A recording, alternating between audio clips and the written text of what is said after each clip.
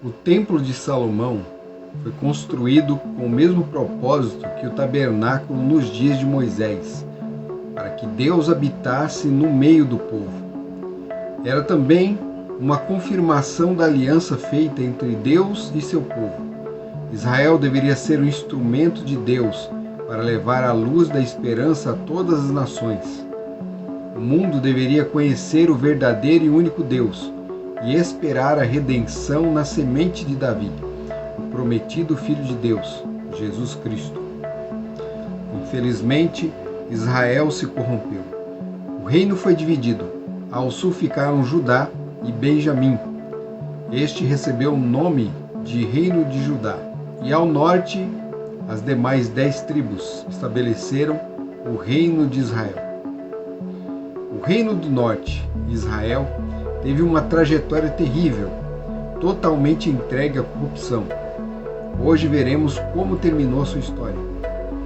E Judá, sempre alternando entre bons e maus episódios, acabou seguindo por caminhos semelhantes ao do reino irmão, Israel. Na lição de hoje, veremos o ápice da rebeldia de Acaz e todo o prejuízo causado ao reino. Acaz levou a nação à ruína, tornou o povo rebelde e idólatra, pois seguiram os passos de seu rei. Ele quebrou a aliança com Deus e fez um pacto com o inimigo, o reino da Assíria. Mas Deus não se esqueceu de sua aliança, e seu propósito seria cumprido. O profeta disse: pois a virgem conceberá e dará à luz um filho, e lhe chamará Emanuel. E Emanuel significa Deus conosco. O renovo de Jessé viria no devido tempo. A promessa de um reino eterno seria cumprida e Deus habitaria no meio do povo. A lição de hoje tem por título O Caminho Difícil. Não se esqueça de se inscrever no canal, ativar o sininho para as notificações e de compartilhar com seus amigos. Peça também o curso bíblico. Meus contatos estão na descrição do canal.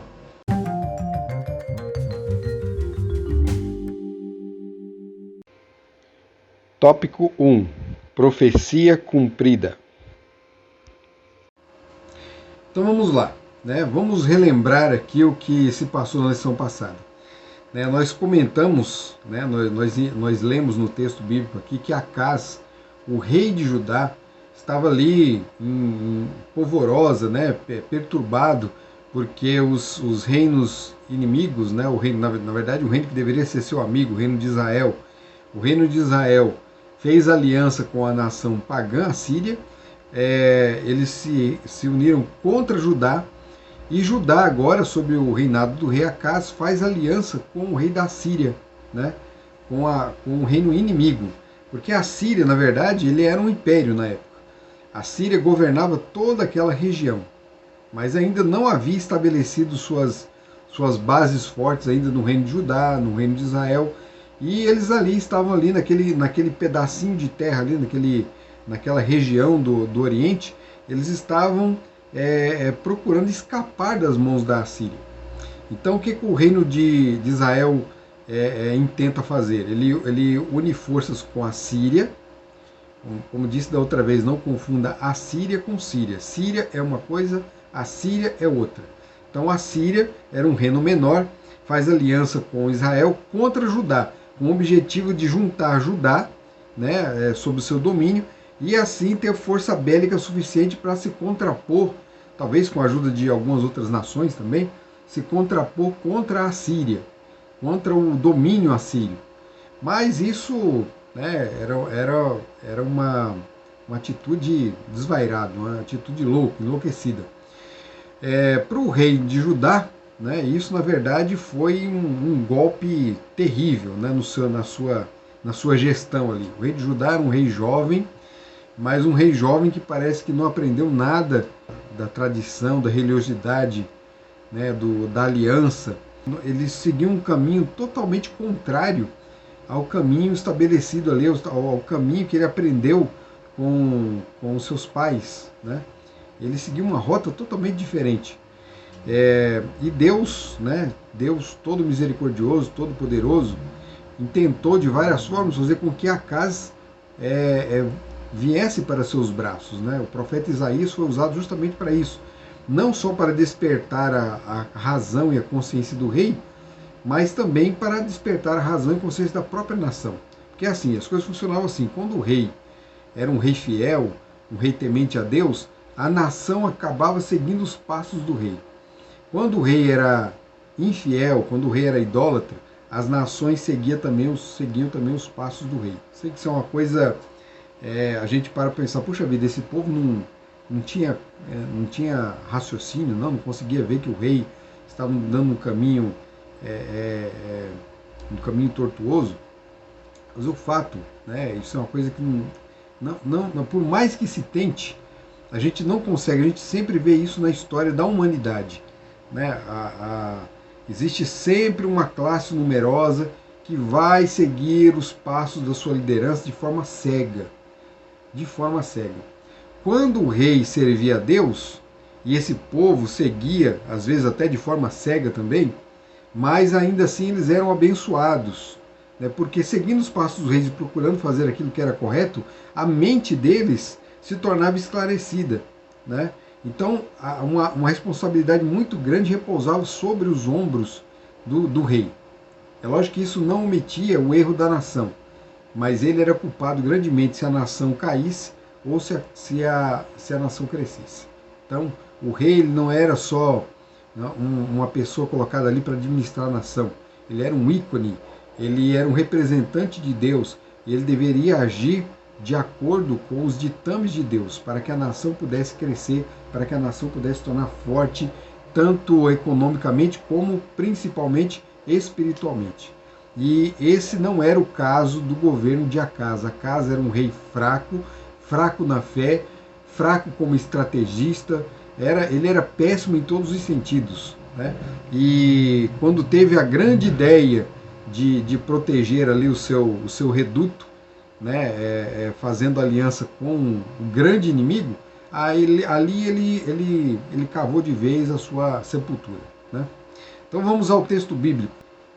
Ele comerá manteiga e mel quando souber desprezar o mal e escolher o bem. Na verdade, antes que esse menino saiba desprezar o mal e escolher o bem, a terra daqueles dois reis que você tanto teme será abandonada. Isaías 7, 15 e 16. O texto aqui continua falando do Emanuel. Né? Esses dois versículos que nós lemos é uma continuação da promessa do Emanuel. Então é declarado assim que o Emanuel, antes que ele saiba desprezar o mal e escolher entre o bem, né? Ou seja, antes que ele saiba discernir as coisas, esse texto ele é um texto, né, que pode ser meio estranho para alguns, né? Mas se o texto está falando de Jesus, como é que Jesus ele vai aprender a saber o que é o mal e o bem? Acontece que o texto está tratando de Jesus como um ser humano normal. E a idade considerada, a idade ali onde o garoto conseguia discernir entre o que é certo e errado, é a idade dos 12 anos. Lembra que Jesus foi levado aos 12 anos lá no templo, né, foi apresentado lá os professores, né, os doutores da lei, e os pais deles acabaram esquecendo Jesus lá, né, cometeram um erro grave. Esqueceram Jesus, eles sabiam quem era Jesus, esqueceram, não era só por ser filho, não.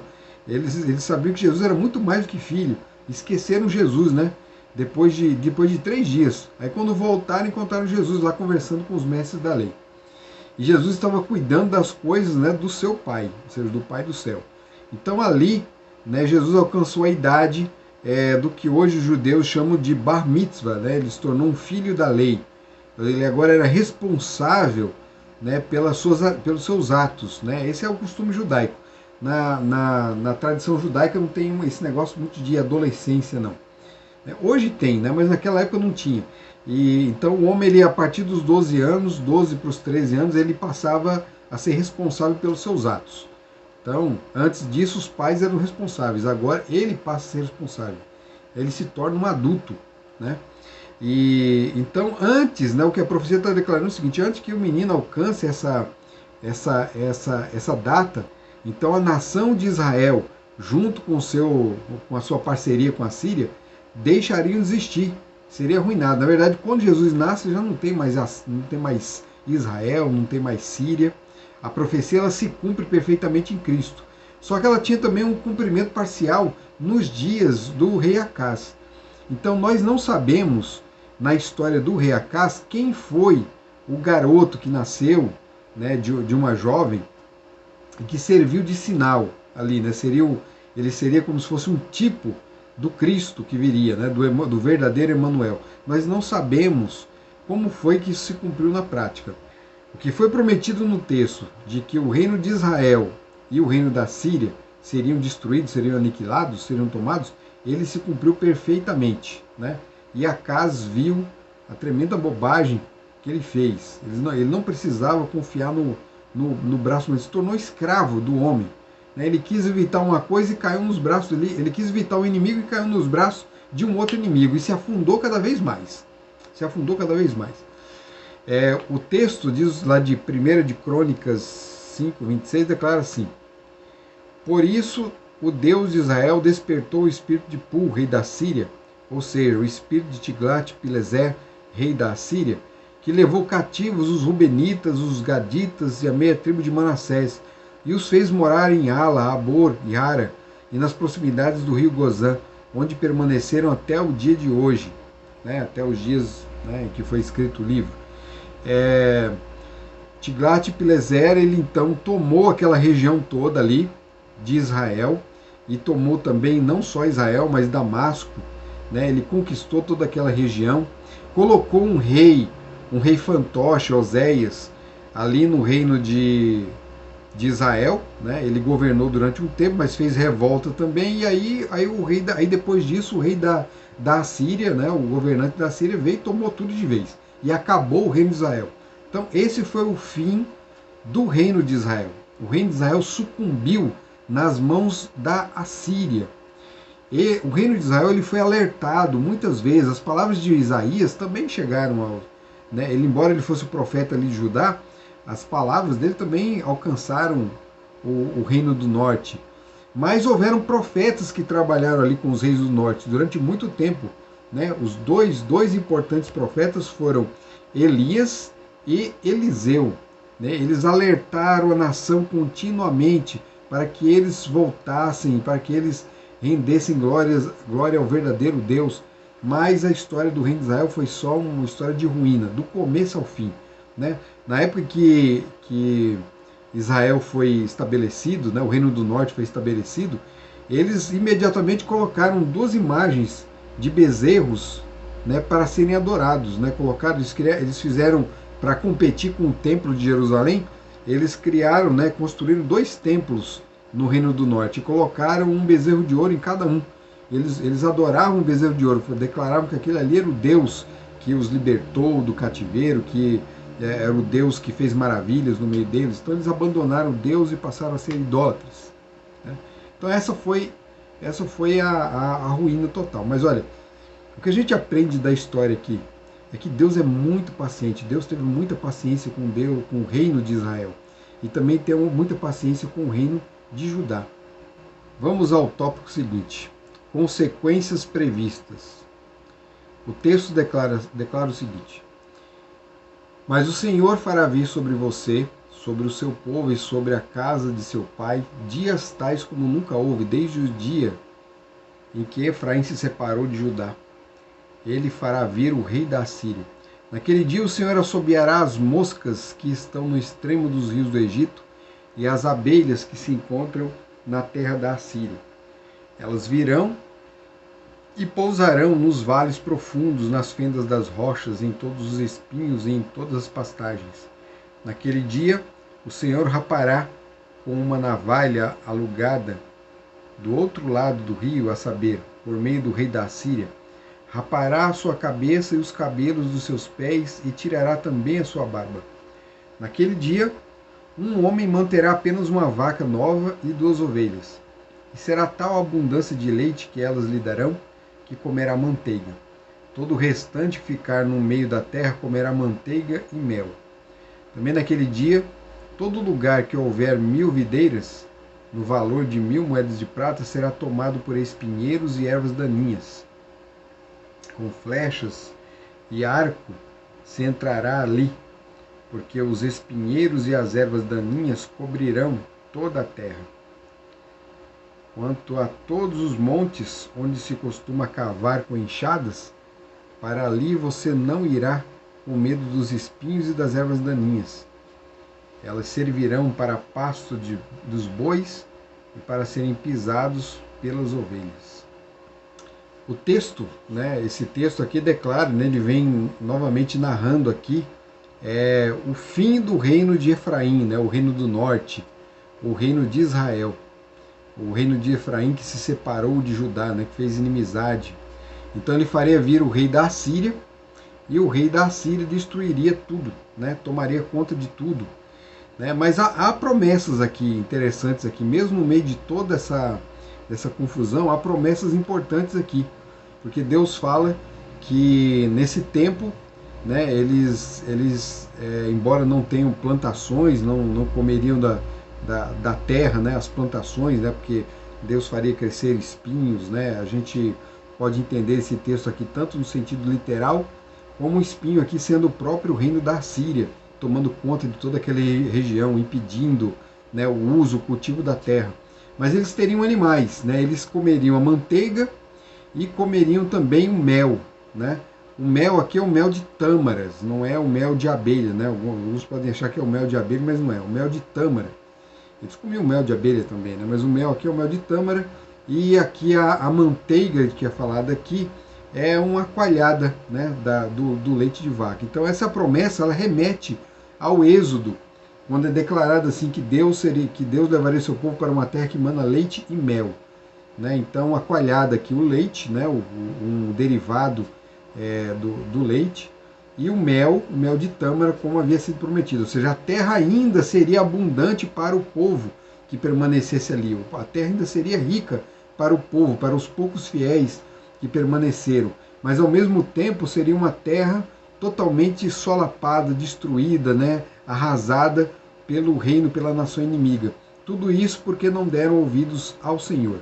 Bom, mas aí Acaz viu tudo isso, achou que estava tudo bem, Aí começa a ruína dele, começa a decadência, quer dizer, já estava em decadência, mas agora ele continua e cai cada vez mais, E aí tem uma série de coisas que ele faz, depois de um encontro que ele teve, ele foi até Damasco e se encontrou com Tiglat-Pileser, o rei da Síria, e ao voltar de lá, ele, ficou admirado, ou quis fazer ali uma boa vizinhança com o rei da Síria, ele copiou as medidas de um altar de sacrifícios que havia em Damasco e introduziu no santuário de Deus, ou seja, um altar pagão, construído não de acordo com a planta que Deus havia mostrado lá para os construtores do templo, mas ele construiu um de acordo com as medidas e a formatação humana.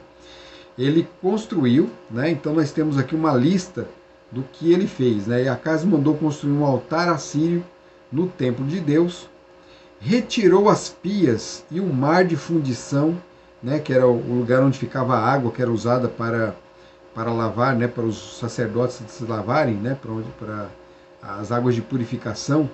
Ele tirou dos seus lugares e colocou no piso, no solo, tudo imitando, procurando imitar o culto pagão. Retirou uma estrutura preparada para o uso do templo, nos dias de sábado. Aqui a gente vê já uma atitude contra o próprio dia do Senhor. E o altar de bronze original ficou colocado de lado do templo. Só poderia ser usado quando houvesse uma deliberação do rei, ou seja, só quando o rei autorizasse podia usar. Ou seja, ele tomou conta ou seja, havia um conflito entre o governo da realeza, Acaz, e a liderança dos sacerdotes. Ele tomou, ao introduzir,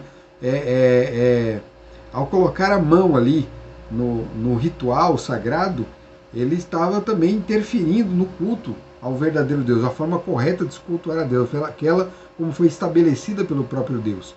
Era um crime parecido com o do seu avô, que inventou de levar incenso dentro do santuário, fazer um serviço que não lhe competia. Acaz não ficou leproso, mas isso aqui Foi a continuação da sua ruína. Né? Não parou aqui não. Vamos ao tópico seguinte. O significado de um nome. O Senhor me disse, pegue uma tabuleta grande e escreva nela de maneira inteligível. Maer Salal Hasbaz. Como testemunhas fidedignas, chamei o sacerdote Urias e Zacarias, filho de Geberequias. Então tive relações com a profetisa. Ela ficou grávida e deu à luz um filho. E o Senhor me disse, ponha nele o nome de Maer Salal Hasbaz. Porque antes que o menino saiba dizer papai ou mamãe, as riquezas de Damasco e os despojos de Samaria serão levados ao rei da Síria. Agora mais um sinal para o rei Acaz. O que a gente percebe aqui? Que embora toda a incompetência e toda a rebeldia de Acaz, Deus ainda tenta chamá-lo à razão. Então, esse é um ponto importante da lição, a gente não pode esquecer isso aí. Deus, ele é muito paciente, ele tem muita paciência, muita misericórdia. Tem gente que fala umas loucuras, eu vejo comentários de filósofos, até de teólogos, que declaram que o Deus do Antigo Testamento era um Deus muito tirano, era um Deus assim severo, sanguinário, E o Deus do Novo Testamento, o Deus do amor, o Deus da paz, o Deus da misericórdia, porque foi ali representado por Cristo. Na verdade, Cristo, ao vir ao mundo, ele representou o Pai da forma como o Pai realmente é. Jesus falou isso. Falou assim, olha, quem vê a mim vê ao Pai. Se você olha para Jesus e vê que Jesus é só amor, é misericórdia, é justiça também, ele é um homem justo, ele não compactua com o erro. Isso tudo que você vê em Cristo é o que se vê no Pai.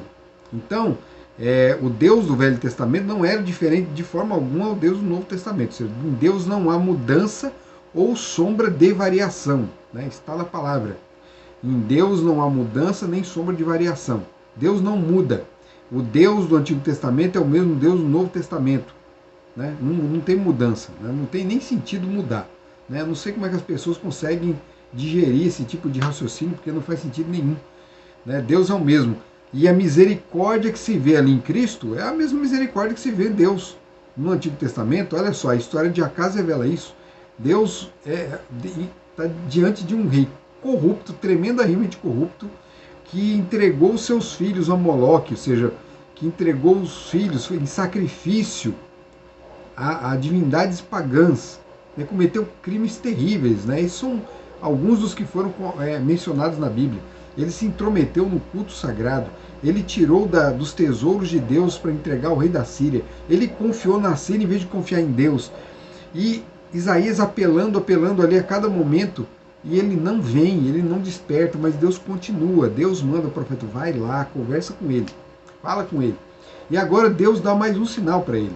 Deus fala para que Isaías tenha um filho e coloque um nome diferente nele. É o segundo filho com um nome diferente. O filho se chama Maer Salal Hasbaz, que significa rápido, despojo, presa segura. Esse era o destino, no nome desse menino estava ali profetizado o destino do reino de Israel e do reino de Damasco, o reino da Síria, cuja capital era Damasco. Então eles seriam totalmente destruídos, totalmente aniquilados. O despojo seria rápido, a nação viria e despojaria. O despojo é quando você entra no reino, invade, conquista tudo e leva tudo que o reino tem, leva toda a riqueza, todos os tesouros, e ainda os que sobrarem ali tem que pagar imposto para o imperador. Presa segura, ou seja, essa presa não tinha como escapar. Esses dois reinos seriam totalmente assimilados pelo rei da Síria. Não tinha escapatória, não tinha como eles fugirem, não tinha como eles encontrarem meios de se protegerem. No texto anterior, a gente viu até que o Egito estava envolvido nessa questão. A Síria nem estava sozinha, ela auxiliou ali na destruição desses dois reinos. Vocês não tinham escapatória. Veio gente do norte, veio gente do sul. Não tinha como escapar. Era para o rei Acaz enxergar tudo isso e perceber o quanto Deus estava cuidando do reino dele. E não era à toa, né? Porque é o seguinte, quando foi dada a promessa do Emanuel, essa promessa não foi dada à toa. A nação de Judá, né, tinha no trono a dinastia sagrada. Né? Jesus, ele nasceria da tribo de Judá e nasceria da tribo de Judá, das famílias que haviam de Judá, ele nasceria da casa de Davi, ou seja, da casa de Acaz. Jesus, ele é um descendente de Acaz, né? Ele veio dessa dinastia, faz parte dessa família. É uma família, é como se fosse uma família sagrada. Então, Isaías, ao declarar isso para Acaz, deveria fazê-lo despertar da responsabilidade que recaía sobre ele e sobre seu governo. Mas não adiantou, né? Próximo tópico. Nada temer quando tememos a Deus. Não chamem conspiração a tudo que este povo chama conspiração. Não temam aquilo que o povo teme, nem fiquem apavorados.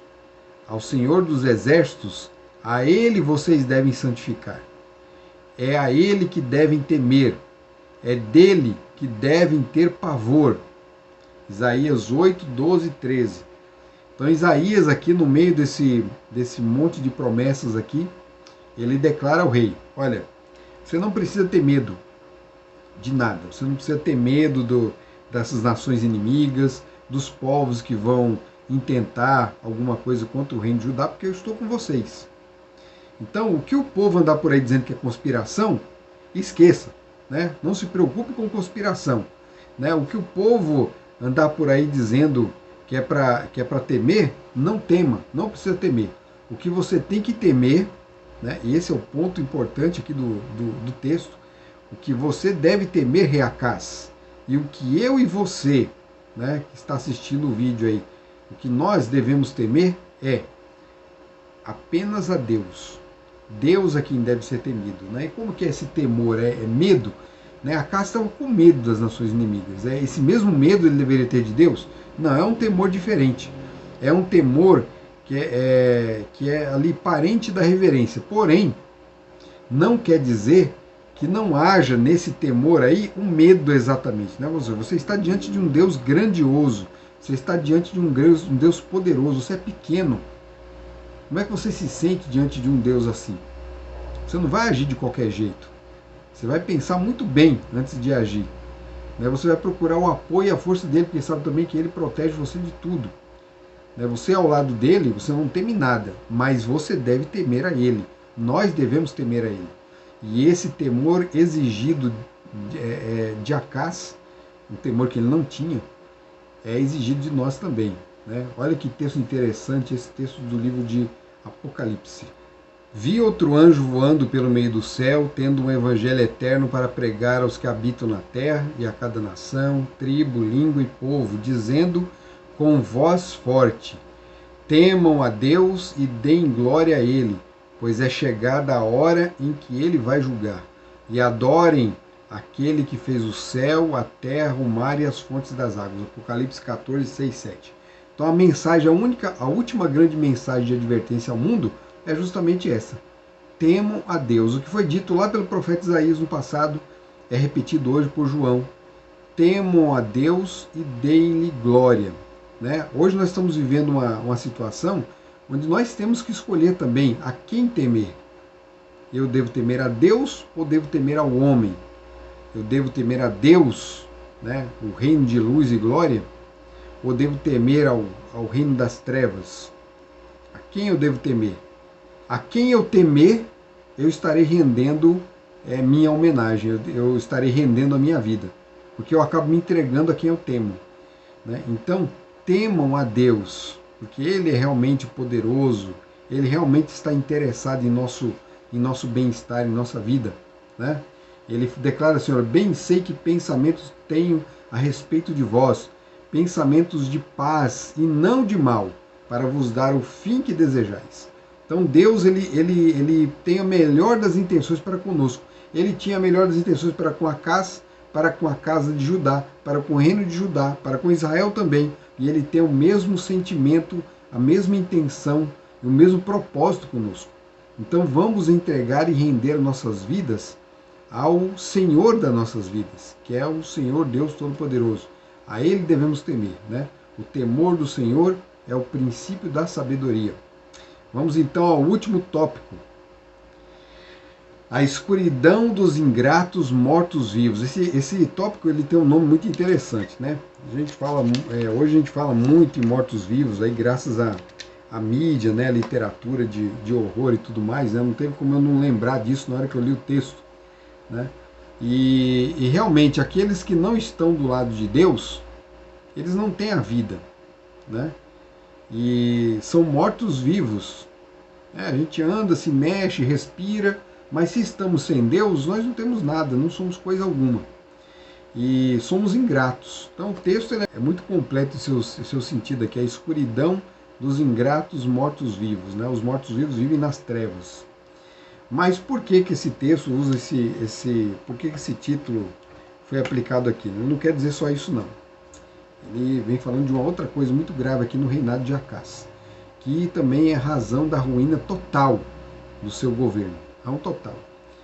Vai entender uma coisa agora. Acás, ele não fez só aliança com o rei da Síria, com o braço humano. Ele se envolveu com o paganismo. Ele confiou em outras divindades, em outros deuses. Então ele participou de rituais pagãos. Ao entregar os filhos a divindades, né? Imagina que entendimento, o que entra na cabeça de uma pessoa para ele conseguir fazer isso, para ele entregar o próprio filho, né? Hoje muita gente entrega horrores de dinheiros aí, né, em algumas religiões, né, que acabam se aproveitando, e as pessoas já ficam assim, nossa, mas o que fazem na cabeça da pessoa para a pessoa se desfazer dos bens dela, né, totalmente dos bens e passar a viver na pobreza, enquanto que líderes religiosos estão ficando ricos. Né? O que se passa na cabeça? O que é colocado ali na cabeça? Mas eu pergunto para você, o que é colocado na cabeça de uma pessoa para a pessoa pegar o próprio filho e entregar a uma divindade, né, um ídolo, né, uma imagem, né, que não é nada, que não respira, não tem fôlego, não serve para nada, é só um pedaço de metal ali, moldado, né, não tem vida, não tem pensamento. Né, o que é colocado na cabeça da pessoa para ele pegar o próprio filho, que é a coisa mais preciosa que a gente tem, e colocar nos braços dessa criatura e deixar a criança morrer? Que doutrina, que mensagem é essa, que verdade é essa que faz a pessoa cometer um ato tão atroz? Pois é, esse tipo de conhecimento, de entendimento, se encontrava ali, no meio das nações pagãs. Ao adotar esses ritos, Acás estava desprezando totalmente toda a luz e verdade que o povo de Deus recebeu ao longo dos anos, por meio de Moisés e dos profetas. Ele rejeitou tudo aquilo e adotou uma doutrina totalmente falsa, totalmente espúria e totalmente degradante. Ele adotou uma mensagem totalmente satânica para a sua vida, né? E aí, é por isso que Isaías escreve isso aqui que nós vamos ler agora. Guarde bem o testemunho e cele a lei entre os meus discípulos. Não se esqueçam dessa primeira parte do texto, nunca, né? Esperarei no Senhor, que esconde o seu rosto da casa de Jacó. A ele aguardarei. Eis-me aqui com os filhos que o Senhor me deu, como sinais e maravilhas em Israel, da parte do Senhor dos Exércitos que habita no Monte Sião. Quando disserem a vocês, consultem os médios e os adivinhos, que sussurram e murmuram, será que um povo não deveria consultar o seu Deus? A favor dos vivos se consultarão os mortos? À lei e ao testemunho, se eles não falarem segundo esta palavra, jamais verão a luz do alvorecer. Esse texto também, não se esqueçam nunca desse texto. À lei e ao testemunho, se eles não falarem segundo esta palavra, jamais verão a luz do alvorecer. Passarão pela terra duramente oprimidos e famintos. E quando tiverem fome, enfurecendo-se, amaldiçoarão o seu rei e o seu Deus, olhando para cima. Olharão para a terra e eis a angústia, escuridão e sombras de ansiedade, e serão lançados em densas trevas. Isaías 8, 16 a 22. A nação de Israel, por culpa do seu próprio rei, né? É lógico que não é totalmente dele, mas o peso maior é dele, a culpa é dele. Estava totalmente entregue à idolatria, e eles consultavam, em vez de consultar a Deus, eles consultavam os mortos, consultavam aqueles que eles acreditavam que eram os espíritos dos entes queridos que partiram, né? A gente tem um caso, um registro muito sério na Bíblia, que é o caso de Saul, né? Bem anterior, a história é bem anterior a essa, no início do reino. Saul foi o primeiro rei, ele nem era da casa de Judá. Saul foi o primeiro rei de Israel, e ele abandonou totalmente a Deus. Ele no fim da sua vida ele foi consultar uma feiticeira para saber se ele iria bem na guerra ou não. O fato é o seguinte: ele perdeu a guerra, ele morreu lá, ele acabou se matando, e a culpa disso foi porque ele consultou, né, além de tantos crimes que ele cometeu, ele abandonou a Deus. Em vez de consultar a Deus, consultou uma feiticeira, consultou os mortos, né?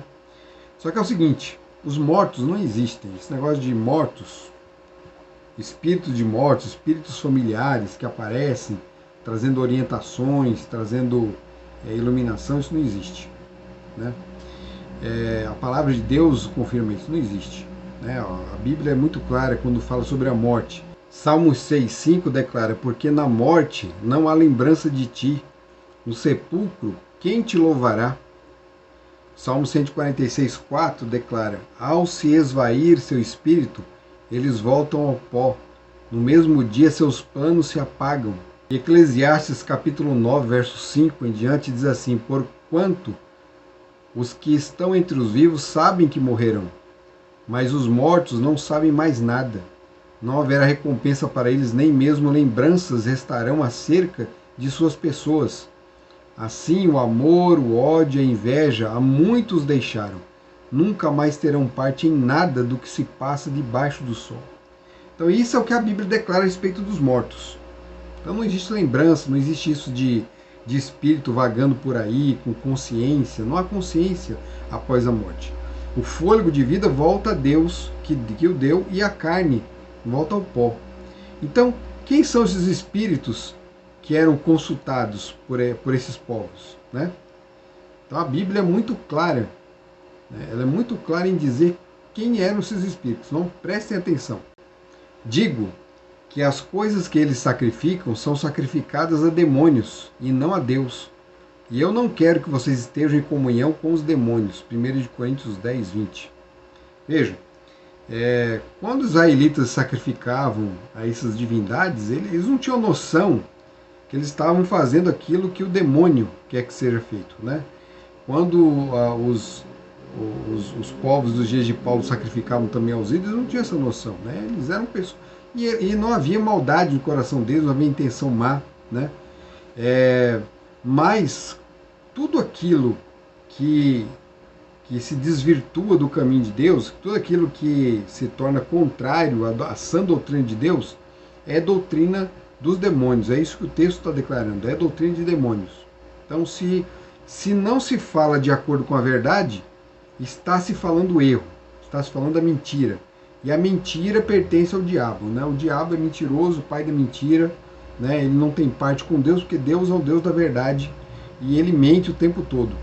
E toda doutrina que exista no mundo, que for planejada, que for fomentada, que for criada, que for desenvolvida, que seja contrária ao alto e claro, né, assim diz o Senhor, a palavra de Deus, é uma doutrina de demônio. É uma doutrina de demônio. Não quer, muita gente entende esse texto aqui de forma meio equivocada, né? Porque eles imaginam assim: o demônio veio e falou no ouvido do camarada, apareceu no camarada e apresentou uma doutrina diferente, ele adota e passa para os outros. Não é isso, não. Ele pode até fazer isso. Ele pode. Eu não duvido que ele tenha feito em algum momento aí com alguém, né? Tem tantas religiões no mundo, tantas doutrinas no mundo, e tanta religião, algumas religiões loucas que existem por aí, Não duvido que ele tenha aparecido e tenha falado, eu não duvido disso. Mas não é toda doutrina que é feita dessa forma. Né? A própria mente humana, ao se afastar de Deus, ela de certa forma já passa a agir de forma como se fosse inspirada pelos demônios. Né? Não, quando Pedro estava ali com Jesus, ele havia acabado de declarar algo, né, que Jesus disse assim, ó, o que você disse não foi por si mesmo, foi pelo Espírito de Deus. Né? Quando Pedro declara que Jesus é o Messias, então ele fala, não foi carne e sangue que disse isso, né, mas foi o Espírito de Deus. O Espírito de Deus, por meio de Pedro, declarou aquilo. Ou seja, quem estava falando era Pedro, mas Pedro estava assim, sendo influenciado pelo Espírito Santo, ou seja, o entendimento que ele tinha a respeito da salvação, a respeito da missão de Jesus, de quem era Jesus, né, estava agindo nele ali por inspiração do Espírito Santo. O Espírito Santo ele faz o ser humano compreender a verdade, abraçar a verdade e proclamar a verdade também. Só que no mesmo instante, no instante seguinte, Pedro vai e faz uma declaração também dizendo que não vai deixar Jesus morrer, não vai deixar que ele seja levado, né, vai impedi-lo e tudo mais. E aí Jesus declara assim, olha, afasta-te de mim, Satanás. Ou seja, Pedro havia acabado de falar inspirado pelo Espírito Santo e agora acabou de falar inspirado pelo demônio, né?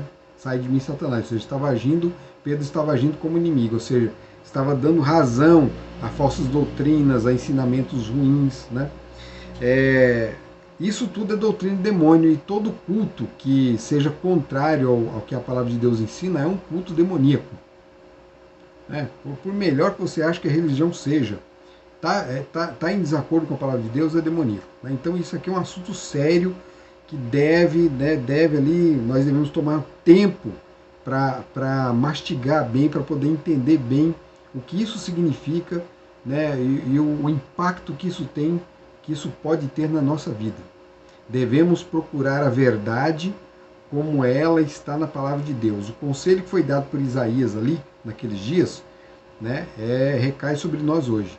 Aí você pode dizer assim, mas eu não consulto mortos, eu nem acredito nisso, né, a gente sempre pensa no espírita, mas aqui não se trata só de se consultar os mortos.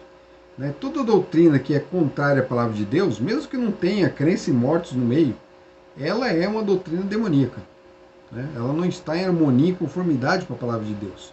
Ela está negando, claro, assim diz o Senhor. Se Deus falou assim, falar o contrário não é de Deus, é o contrário, né? Ou seja,